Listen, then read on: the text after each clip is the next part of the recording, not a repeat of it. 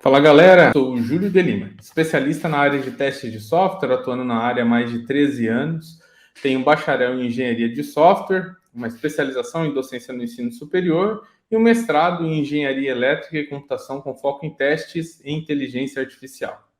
É um super prazer estar aqui junto com cada um de vocês para que a gente possa discutir um pouco mais sobre a nossa aula de hoje, que é automatizando testes na camada mais requerida pelo mercado. E quando a gente fala sobre a camada mais requerida pelo mercado, isso quer dizer que houve uma pesquisa, um estudo para tentar identificar qual é a camada mais requerida pelo mercado. E sim, houve uma pesquisa que o meu time e eu fizemos. A gente dedicou ali em torno de 40 horas para realizar essa pesquisa. Foi uma análise minuciosa de 500 vagas disponíveis para a área de testes de software no Brasil. Em cada uma dessas vagas, a gente procurou identificar características que são importantes para a comunidade descobrir mais sobre o que o mercado pede de como sendo habilidades de alguém que testa softwares. E a gente descobriu que APIs REST acabam sendo mencionadas em 73% das vagas. O que nos mostra, então, que essa é a camada mais requerida pelo mercado. E dado que 73% das vagas pedem que vocês saibam testar APIs REST, nada melhor do que você aprender mais sobre isso. Outra coisa também que a gente descobriu nessa investigação dessas vagas é que em 91% das vagas, eles pedem que você, alguém que testa softwares, saiba automatizar testes. E para que você possa automatizar testes, hoje em dia é muito importante que você saiba programar. Quando a gente fala sobre programação, Java é a linguagem de programação mais requerida pelo mercado. Depois dela, JavaScript, em seguida Python, depois C# e por fim Ruby. Então, se você tem que estudar alguma linguagem de programação para que você possa ter maior oportunidade de conseguir trabalhar dentro da área ou conseguir pensar em uma nova oportunidade na área de teste de software, o que eu diria para você, definitivamente, é que você aprenda Java primeiro. Mas se você tiver alguns minutinhos livres ainda no seu dia para estudar outra linguagem, JavaScript é a linguagem que você deveria se dedicar também. Beleza?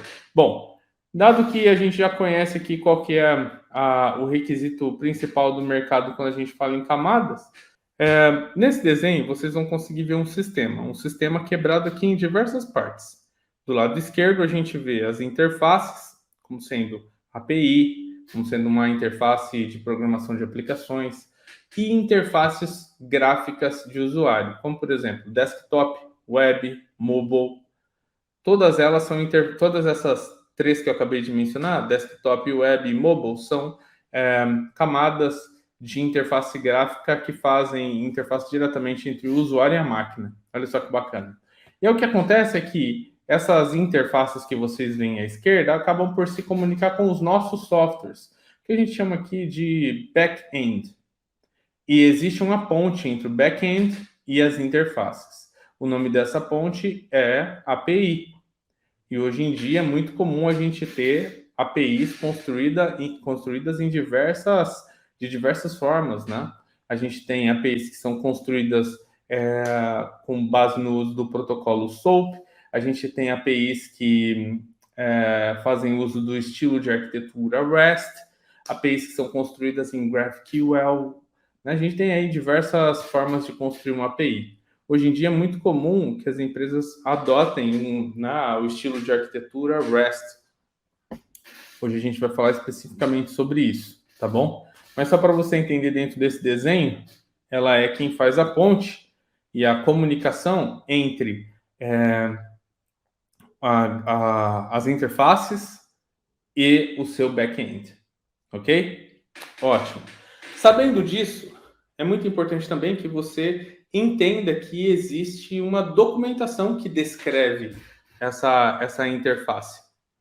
E essa documentação, ela geralmente é descrita através do uso de de algumas documentações já estruturadas, modelos já estruturados de documentação de interface.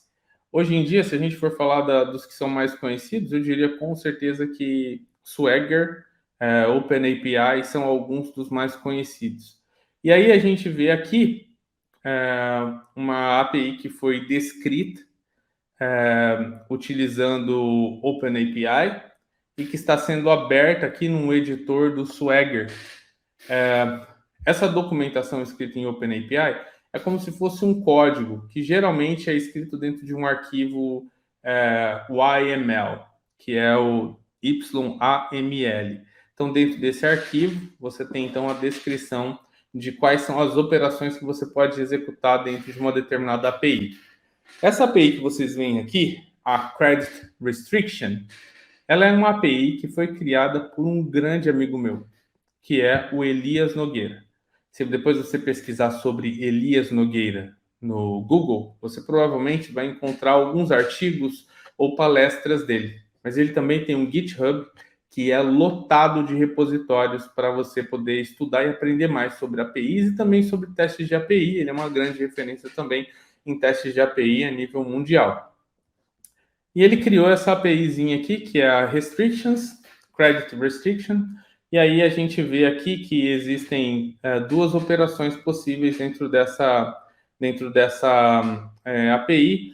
Uma é o Get Restriction na versão 1 e outra é Get Restriction na versão 2. Ambas pedem ali que você forneça um CPF dentro da própria operação em si, e tem o método get como sendo aí o método para que você possa acessar essa operação. Para você que está chegando agora e que nunca ouviu falar de APIs, isso daqui é a forma com que você entende quais são as funcionalidades existentes naquela API. Veja, a gente estava vendo aqui nesse diagrama que as interfaces de API, desktop, web e mobile se comunicam diretamente com a API, que é aquele círculo ali, certo? E a API, ela está então expondo as informações que nós temos no back-end. Ela expõe todas? Não, ela expõe apenas aquelas que são importantes serem expostas. Quem que define isso? O time de desenvolvimento.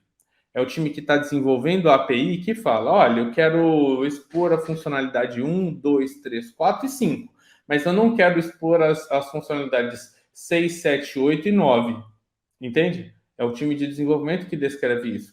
E aqui, dentro dessa definição dessa nossa API, a gente vê que o Elias, aqui no caso, que criou essa API, decidiu expor apenas a questão de busca de validação de restrições relacionadas a um determinado CPF, ok? Ele fez isso, mesmo na versão 1 ou na versão 2 dessa mesma operação, ele fez isso. Outra coisa importante aqui para quem testa APIs é que você precisa entender esse documento aqui, que é o Swagger. E dentro do meu canal, aqui no YouTube, você tem uma aula específica sobre Swagger, para que você possa entender exatamente do que se trata. Mas aqui fica bem claro que essa operação, né, de restrições que a gente tem aqui, esse get restriction, ele tem aqui duas versões, é a versão 1 e a versão 2. Isso daqui também acontece. Se o seu time ele tiver que fazer uma alteração estrutural em uma determinada operação que já existe, que era o caso aqui da V1 do Elias, eles vão criar uma nova operação, com uma nova versão, ao invés de alterar aquela.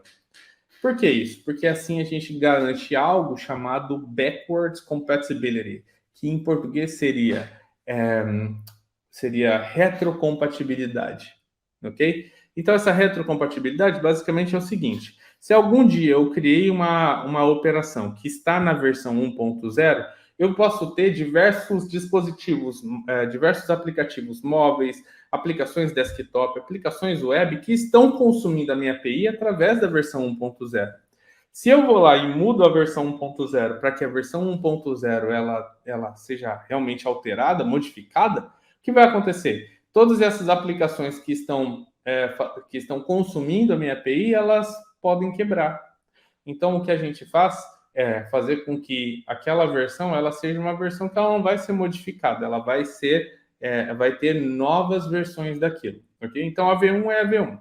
A V2 é uma nova. Por isso que aqui vocês veem duas operações para o restrictions de CPF, uma conversão 1 e a outra conversão 2. Legal, né? Outra coisa que você precisa entender aqui é o seguinte: o CPF aqui dentro dessa jogada, ele basicamente é uma informação variável. Então, existe esse conceito também quando a gente fala de operações. Você pode ter dados que vão ser enviados para aquela determinada operação e dessa forma, esse dado ele pode, cada vez, você passar uma informação diferente. Por exemplo, hoje eu posso passar o CPF do Júlio, posso passar depois o CPF do Manassés, eu posso passar depois o CPF da Patrícia Midori, posso passar o CPF do Wesley Rafael, posso passar o CPF do Alan Moura, do Alan de Paula e assim sucessivamente. Entendeu? Por quê? Porque aquela informação ela é uma informação que vai ser variável. Beleza assim? Então, qual que é o papel do testador aqui nesse universo? É o seguinte: eu, Júlio, preciso tentar identificar erros, inconsistências e tentar identificar se as expectativas do usuário estão sendo atendidas aqui, né? Nesse nosso uso dessa operação restrictions na versão 1 e na versão 2. Por quê? Porque eu não quero que um usuário vai lá e use a aplicação web que usa o restrictions e aí percebe que tem um erro. Não, eu quero identificar esses erros antes. Eu quero identificar esses bugs antes. Por isso, eu testo essa API REST antes mesmo dela ser conectada a outras interfaces. Esse é o ganho. Antecipação. Antecipação. Antecipação. Deixa eu fazer uma nota rapidinha aqui, porque assim, sempre quando eu falo sobre programação, muitas pessoas falam: nossa, mas eu não sei programar, cara. Como que eu faço? Ó, primeira coisa, você tem que aprender lógica da programação.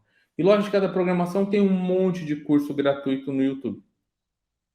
Diferente da minha época, onde eu era forçado a ter o professor A ou o professor B, que eram os únicos professores da universidade que ensinavam Java, por exemplo, era bem restrito. Para você, não. Para cada um de vocês aqui. Se vocês quiserem aprender lógica da programação, você vai no YouTube, digita lógica da programação curso, e você vai ver, sei lá, 70 pessoas diferentes ensinando. Você clica no primeiro, fala: ah, não, ele é muito lento.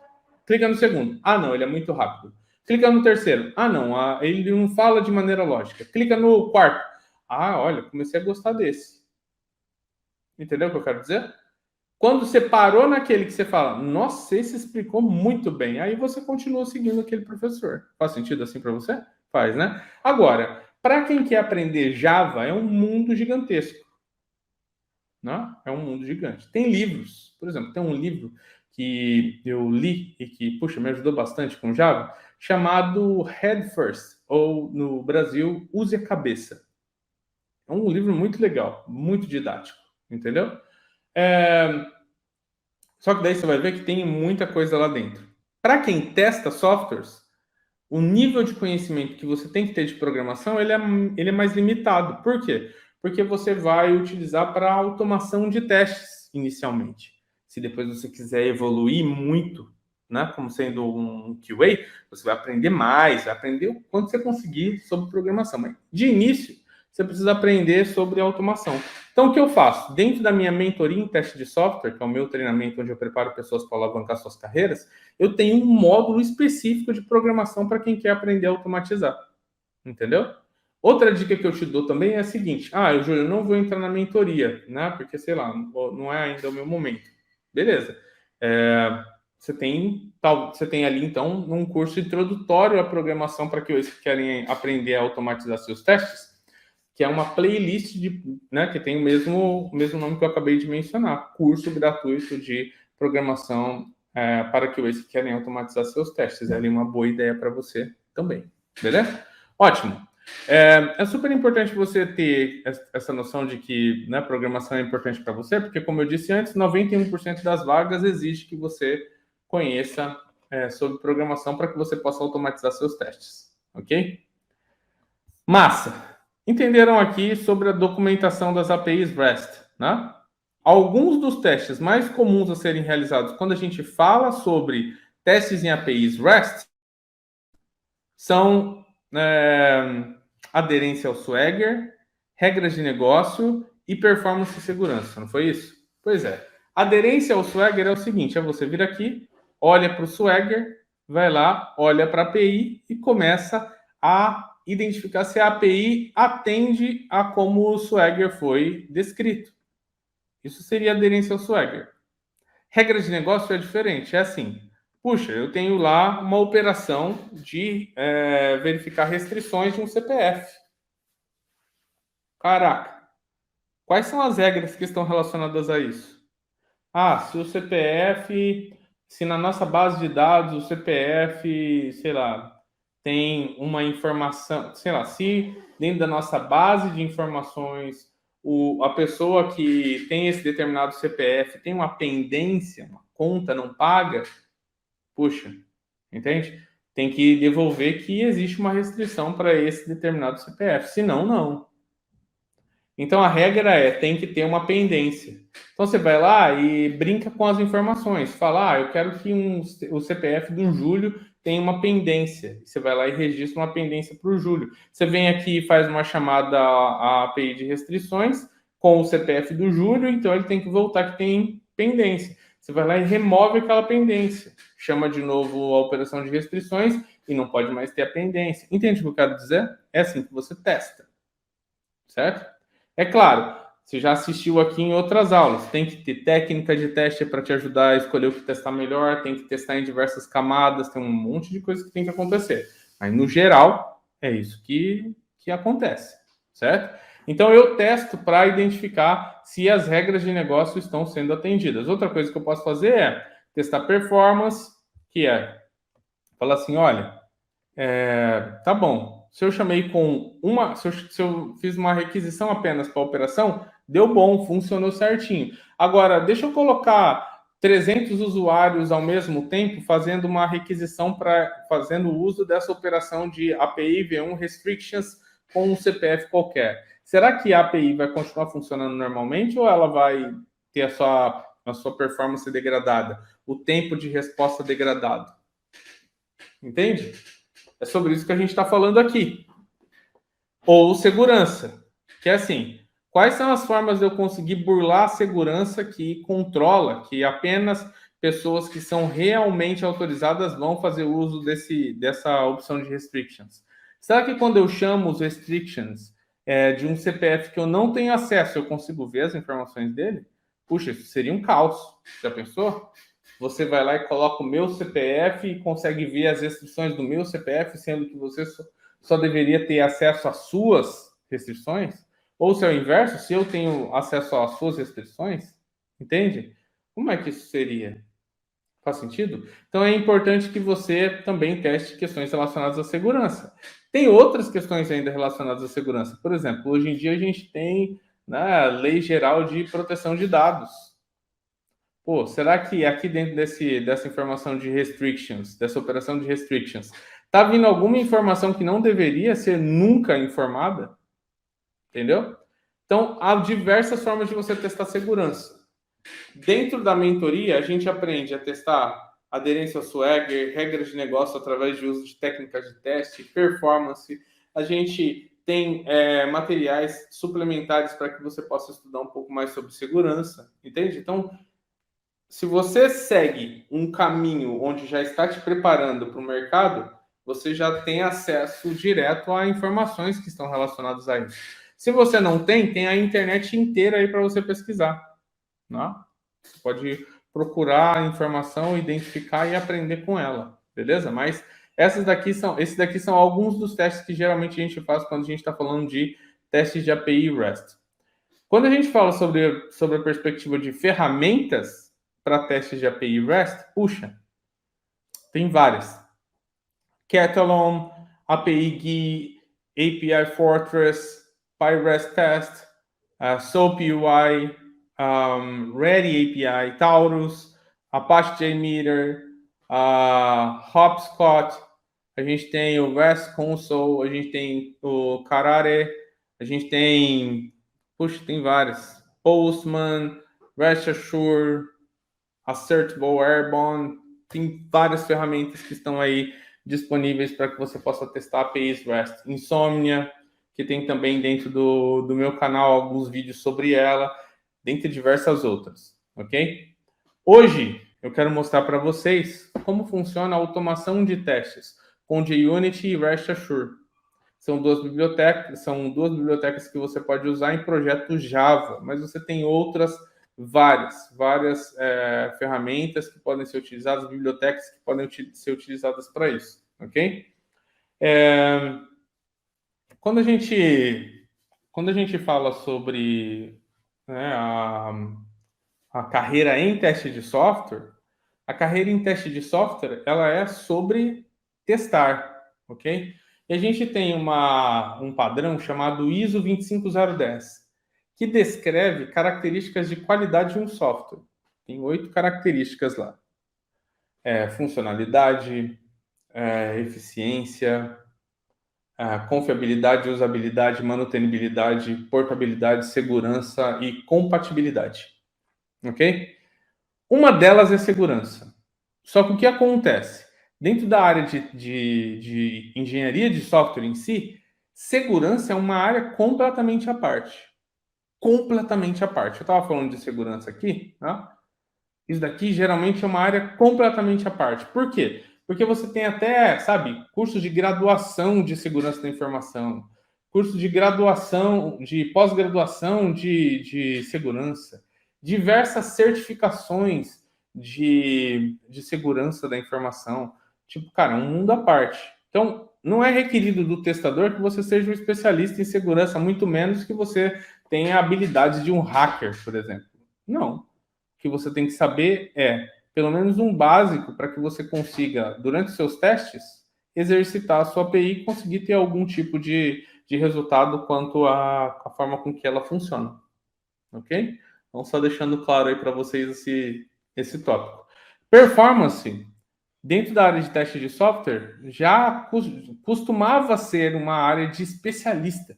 Você tinha especialistas em testes de performance. Era alguém que só trabalhava com teste de performance.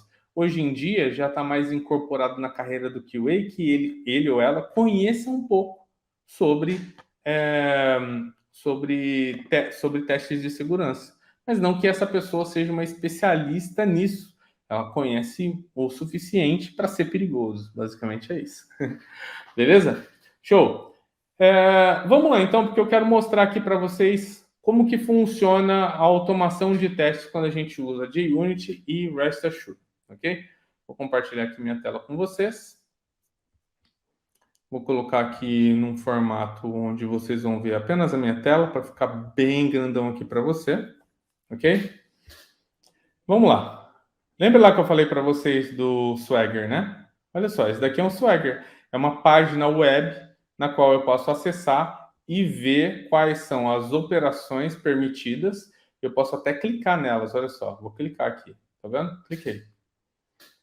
Aí aqui eu posso ver que para que eu possa fazer uma requisição a essa API de restrições, eu tenho que informar o CPF, tenho que usar o método GET e tenho que ter aqui o CPF informado, que vai ser o CPF informado aqui no path. E que, quando eu enviar essa requisição, se eu tiver sucesso, aqui nesse caso, uma restrição será encontrada. E essa restrição, então, virá acompanhada de uma mensagem. CPF, tem uma restrição.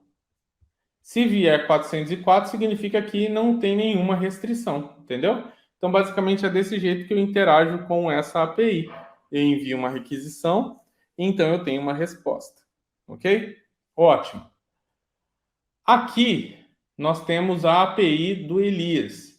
Então, o Elias criou essa API, que é o Credit Restriction, ok? Vocês podem acessar o Credit Restriction, Elias Nogueira. Vou ver aqui. Vou colocar GitHub aqui para ficar mais fácil. GitHub. Aqui. Credit Restriction API. ok? Então a gente tem aqui, ó, a API que o Elias criou, tá vendo? O Elias ele tem aí um capricho de colocar sempre uma documentação muito boa dos repositórios que ele possui. Então eu vou até deixar isso aqui para vocês aí no chat, beleza? Para que vocês possam ter acesso. É um repositório aqui que ele criou. Então o que eu fiz basicamente foi fazer, né, fazer um clone desse repositório dele e colocar aqui a API dele para rodar. É bem simples. Eu abri o projeto aqui no IntelliJ, fui lá nessa classezinha Run, e então, dentro dessa classezinha Run aqui, eu cliquei no botão Play aqui e ele começou a rodar a API. Ao começar a rodar a API, eu vejo aqui que a aplicação foi, né, startada. Happy Tests. Por que Happy Tests? Porque ele criou essa API justamente para testes. E aí aqui, então, nós temos o Swagger dessa API do Elias, ok? Está rodando local. Esse endereço só abre porque eu estou com a API rodando localmente, beleza? O mais importante aqui para você agora é saber o seguinte, né? Dado que o Elias, ele, né, colocou aqui essa API para você, estudante, poder testar, eu vim aqui e criei um projeto de testes, ok? E criei aqui uma classe de teste chamada Restriction Test. E aqui, nessa classe de teste chamada Restriction Test, eu criei um @test, que é testar um CPF com restrição, ok? Deve obter um alerta. E aí eu tenho um outro aqui, ó, que é um teste onde eu testo com um CPF que, sabe, não foi encontrado, beleza? Um CPF com informação que não foi encontrada a restrição. Isso daqui, pessoal, é um teste automatizado, beleza? Esse é um teste automatizado. Um teste automatizado que usa JUnit 5 e REST Assure. Eu vou navegar aqui sobre esse projeto, só para que você possa ter uma noção aqui melhor de como ele foi estruturado. Então, a primeira coisa, esse é um projeto que foi criado em Java com Maven. Maven é um gerenciador de dependências. Quando eu crio um projeto em Java com Maven, o que acontece é que ele cria para mim um arquivinho pom.xml dentro dele. E esse pom.xml, ele basicamente é um arquivo assim, ó, escrito em XML, e lá dentro eu tenho esse nozinho de dependencies, que eu crio ele, e aí então eu colo as dependências que eu quero. Dependência é uma biblioteca externa que eu quero utilizar para fazer algo, né, para dar algum superpoder para o meu projeto. Então, o que acontece aqui nesse caso? Eu estou falando, Maven, por favor, vá lá e baixe a dependência do JUnit Jupyter API. Esse cara é o JUnit 5. Aí eu falo, Maven, outra coisa, tem uma biblioteca de fazer testes em APIs REST, chama REST Assure. Vai lá e baixa ela também. Ele vai lá e pega isso para mim. E tudo que eu preciso eu vou colocando aqui. Ok? Tudo que eu preciso eu coloco aqui. Quando eu venho aqui, ó, com o botão direito, escolho a opção Maven Reload Project, ele baixa todas essas dependências, são bibliotecas externas, e coloca para mim aqui dentro dessa pastinha aqui, ó, External Libraries. Então aqui dentro tem todas as dependências que eu preciso, né, para que eu possa fazer uso do JUnit e do REST Assure. Ok? Então basicamente é assim que funciona a questão de dependências. Depois disso, dentro do Java, eu tenho uma pasta chamada src, e dentro dela eu tenho main e tenho test. Main geralmente é para a aplicação em si. Test são para os testes. Então eu venho aqui dentro de test, tenho lá um pacote de restriction, tenho lá uma classe restriction test, que eu criei para escrever testes. Esse teste aqui, na automação de testes usando o JUnit, é algo que é recomendado, ok? Faz parte ali da forma de você utilizar essa biblioteca. Então eu coloco aqui o nome da classe, restriction, que é a que eu quero testar, e coloco o test, que é para representar que é uma classe de testes. Quando eu estou usando o JUnit, eu posso usar esse @test, que é uma anotação test. Faz com que um método ganhe um superpoder. Qual é o superpoder que esse método está ganhando? Ele está se tornando um teste. Está se tornando um teste automatizado. E quando eu tenho esse @test, ele ganha até esse símbolozinho de execução. Entendeu? Quando eu não tenho essa anotação, olha lá, esse método não tem o símbolozinho de execução. Mas com @test ele ganha um superpoder. Entende? Então agora eu posso executar isso, executar esse teste. Só que o que vai realmente fazer dele um teste não é a possibilidade de você clicar no botão verdinho aqui, mas sim de você ter realmente algo a ser executado. Então olha só o que eu faço. Isso daqui é configuração do REST Assure. Eu estou falando assim, hey, REST Assure, a base URI, ou seja, o lugar onde está a minha API é no localhost. Olha como que eu sei disso. Porque essa API está rodando no localhost. Aí eu falo assim, o REST Assure tem outra coisa, a porta é 8088. Como que eu sei disso? Porque essa API está rodando na porta 8088. Eu venho aqui e falo assim, olha, o base path é /API. Como que eu sei disso? Porque, olha só, todas as operações têm algo em comum, o /API. O base path é o que ela tem em comum, que todas as operações têm em comum. Porque depois do /API, a gente tem aqui V1 /restrictions /CPF. E depois, ó, V2, tá vendo? Então muda, tudo que tem daqui para frente muda. Então isso é algo que eu coloco aqui, por quê? Porque eu sei que essa API ela sempre vai ter o /API aqui na frente. Beleza? Ótimo. Depois disso, com o REST Assure, tá? Novamente, isso daqui é tudo do REST Assure. Isso daqui também, ó, given, filter, path, when, get, then, status code, body. Todas essas coisas aqui são do REST Assure. Como eu sei disso? Porque, olha só, eu fiz uma importação estática do REST Assure, importando tudo que ele tem nesse pacote aqui, beleza? Então, a partir do momento que eu fiz isso, base URI, port, base path, given, essas coisas foram me dadas a partir daquela possibilidade de usar o REST Assure aqui importado. Beleza? Ótimo. Para criar um teste de API REST utilizando o REST Assure, eu tenho essa série de comandos aqui. Given, eu posso dizer quais são os parâmetros ou cabeçalho ou corpo que eu quero ter na minha requisição. No nosso caso aqui, da nossa API, quando eu quero testar a questão da restrição, olha só, eu tenho o V1 /restrictions e tem um parâmetro aqui que é o CPF. Não tenho nenhum outro parâmetro. Eu poderia ter, sei lá, um header, eu poderia ter um body, eu poderia ter um parâmetro do tipo query, que é aquele que tem uma interrogação dentro dele, sabe? Então poderia ter vários, mas eu não tenho. Para fazer uma consulta de restrição de CPF, eu preciso apenas de um parâmetro path, que é o CPF. Esse carinha aqui, ó, CPF. E que ele vai ser, na verdade, um CPF que eu coloquei aqui. Então, ó, esse daqui é um CPF que eu já sei que tem restrições. Como que eu sei que esse CPF tem restrições?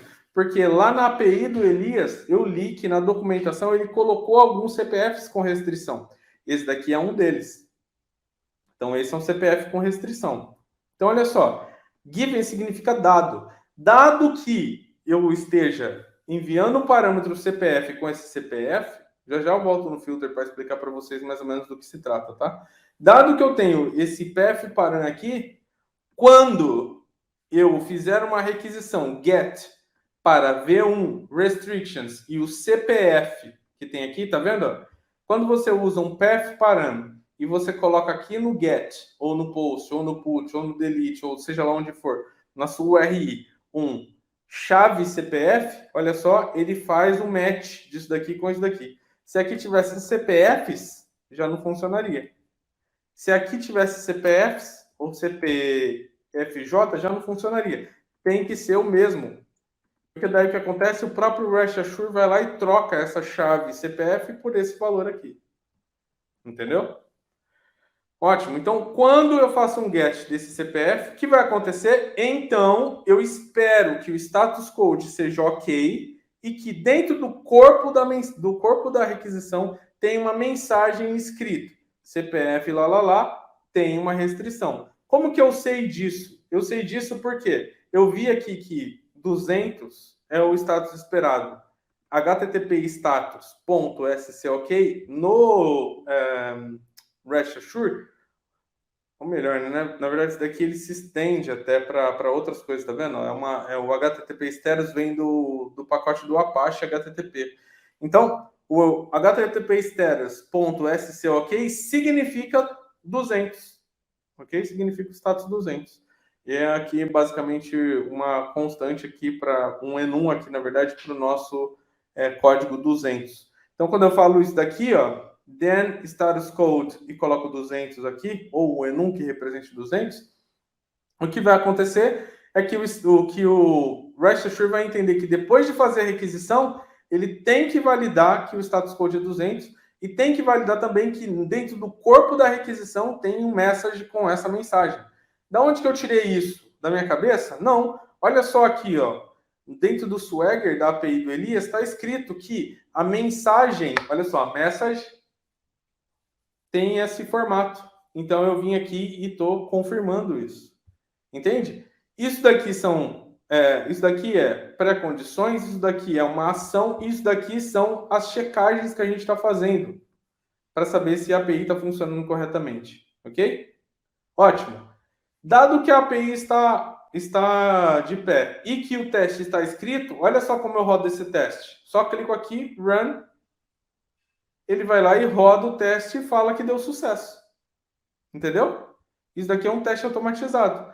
Depois, um próximo passo é eu fazer com que esse teste aqui rode em uma pipeline. O que é uma pipeline? É um mecanismo automatizado que roda todas as vezes que alguém faz uma alteração num código. Então, se algum dia um abençoado vir aqui, né, no nosso Restriction Controller, ok? E fazer alguma modificação aqui que faça com que a restriction, sabe, venha de uma maneira incorreta, pronto. A gente já sabe que o teste automatizado ele vai entrar em ação e vai encontrar aquilo. Certo? Então, se algum dia mudou aqui, pô, a gente já sabe, né, que o teste automatizado vai encontrar aquela determinada falha se a gente tiver uma falha que está relacionada diretamente a esse teste automatizado aqui. E uma vez que eu escrevi um teste automatizado como esse, eu posso copiá-lo, fazer variações dele, como é que eu fiz aqui, né? Nesse outro teste aqui, a gente coloca um outro CPF que não tem restrições. Então, o que eu faço? Quando eu rodo esse teste aqui, um CPF que não tem restrições, ele me fala, ó, não tem restrições para esse determinado teste. Então, tá sucesso. Tá vendo? Testei aqui com e sem restrições. O que eu estou testando aqui quando a gente fala sobre aquela nossa perspectiva de o que testar, né, dentro de uma API REST? Vocês lembram lá que eu tinha falado sobre isso? O que testar? Eu estou testando aqui aderência ao Swagger de uma maneira indireta e estou testando regras de negócio. Por quê? Porque eu estou, ao mesmo tempo, testando a API e validando que aquilo que estava escrito no Swagger está realmente fazendo sentido. Certo? Está realmente fazendo sentido. Legal. Então, aqui eu tenho 2 testes escritos. Quando eu clico aqui para rodar, ó, Run, olha só o que faz. Ele roda os 2 testes. Puxa, isso daqui é extremamente rápido, cara. A automação de testes é algo que tem que ter essa natureza rápida e repetível. Rápida e repetível. Posso clicar aqui para rodar todos os testes? Esses 2 que eu tenho. Você vai ver que aqui, ó, quando eu testo na camada de API, olha a velocidade. Tem um teste que rodou em 15 milissegundos. O outro que rodou em 750 milissegundos. Mas ambos rodaram em menos de 1 segundo. Caraca, isso é muito rápido. Pelo amor de Deus, é muito rápido. Se você fosse escrever o mesmo teste sobre uma camada web, por exemplo, ou mobile, cara, ia demorar provavelmente minutos. Por quê? porque quase um minuto, ou talvez mais do que um minuto. Por quê? Porque tem que abrir o browser, entrar numa página, fazer login, acessar uma determinada página para consultar a restrição do usuário e esperar o servidor responder, para depois você validar a tela. E às vezes pode acontecer lá um monte de outras coisas no meio do caminho, como por exemplo, uma requisição demorar muito para ser respondida. E isso fazer com que o seu teste, sei lá, ele seja flake, ele seja sensível. Cara, tem um monte de coisa que pode acontecer quando a gente fala sobre testes com interface gráfica. Testes em API, nossa, é muito mais rápido, muito mais seguro, muito mais, sabe, confiável. Cara, é sensacional. É por isso, inclusive, que eu vejo que o mercado também tende a cada vez mais pedir essa habilidade, porque é realmente, né, automatizar testes aqui é algo muito mais confiável, né? Legal. Outra coisa que você pode fazer aqui, depois evoluir isso que você acabou de fazer aqui, é, por exemplo, fazer o uso de outras bibliotecas, como o Swagger Coverage, por exemplo, que ele vai criando aqui para você um registro de todos os testes que você executa.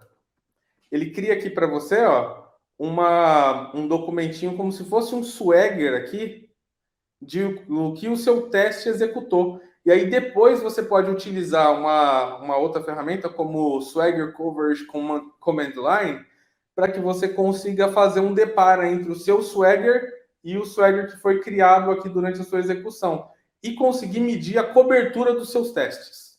Massa, né? Dias atrás, eu estive em um evento, palestrando num evento da Practice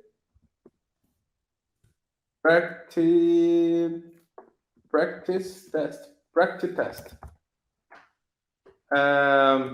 E essa Practice Test, deixa eu colocar aqui, YouTube, Practice Test, Júlio de Lima, API, deixa eu ver se eu consigo achar aqui para vocês. Nossa, que monte de Júlio de Lima aqui, mas não é nenhum desses.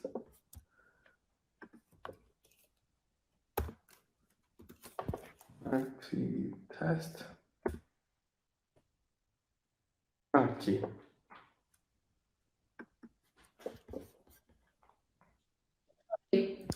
Eu palestrei nesse evento, na verdade, palestrei para essa empresa, que é a Practice Test, que é uma empresa de Israel. Eles constroem esse software aqui, que é uma ferramenta de gestão de testes de software, que basicamente tem lá essa ferramenta.